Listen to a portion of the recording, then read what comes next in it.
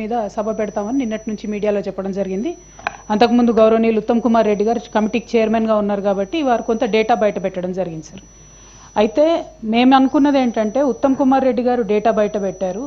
ఈరోజు అసెంబ్లీలో ఆ డేటాతోని ప్రభుత్వం ఏం చేయబోతుందనే ప్లాన్ ఆఫ్ యాక్షన్ ఇస్తామని అనుకున్నాం సార్.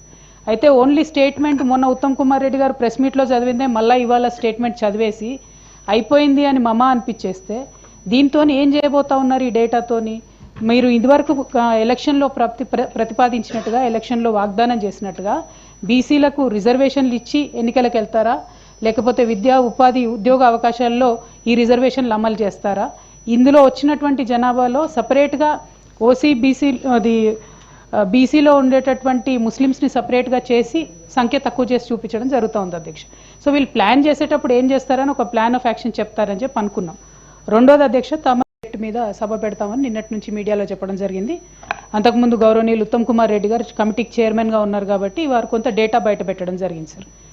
అయితే మేము అనుకున్నది ఏంటంటే ఉత్తమ్ కుమార్ రెడ్డి గారు డేటా బయట పెట్టారు.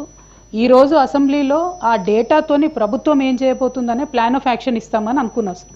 అయితే ఓన్లీ స్టేట్మెంట్ మొన్న ఉత్తమ్ కుమార్ రెడ్డి గారు ప్రెస్ మీట్లో చదివిందే మళ్ళీ ఇవాళ స్టేట్మెంట్ చదివేసి అయిపోయింది అని మమా అనిపించేస్తే దీంతో ఏం చేయబోతా ఉన్నారు ఈ డేటాతోని?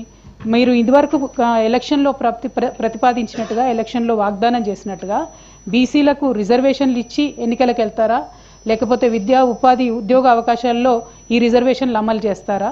ఇందులో వచ్చినటువంటి జనాభాలో సపరేట్గా ఓసీ బీసీలో ఉండేటటువంటి ముస్లిమ్స్ని సపరేట్గా చేసి సంఖ్య తక్కువ చేసి చూపించడం జరుగుతుంది అధ్యక్ష. సో వీళ్ళు ప్లాన్ చేసేటప్పుడు ఏం చేస్తారని ఒక ప్లాన్ ఆఫ్ యాక్షన్ చెప్తారని చెప్పి అనుకున్నాం. రెండోది అధ్యక్ష, తమ మీద సభ పెడతామని నిన్నటి నుంచి మీడియాలో చెప్పడం జరిగింది. అంతకుముందు గౌరవనీయులు ఉత్తమ్ కుమార్ రెడ్డి గారు కమిటీకి చైర్మన్గా ఉన్నారు కాబట్టి వారు కొంత డేటా బయట పెట్టడం జరిగింది సార్. అయితే మేము అనుకున్నది ఏంటంటే ఉత్తమ్ కుమార్ రెడ్డి గారు డేటా బయట పెట్టారు. ఈరోజు అసెంబ్లీలో ఆ డేటాతోని ప్రభుత్వం ఏం చేయబోతుందనే ప్లాన్ ఆఫ్ యాక్షన్ ఇస్తామని అనుకున్నాం సార్. అయితే ఓన్లీ స్టేట్మెంట్ మొన్న ఉత్తమ్ కుమార్ రెడ్డి గారు ప్రెస్ మీట్లో చదివిందే మళ్ళీ ఇవాళ స్టేట్మెంట్ చదివేసి అయిపోయింది అని మమా అనిపించేస్తే దీంతో ఏం చేయబోతా ఉన్నారు ఈ డేటాతోని?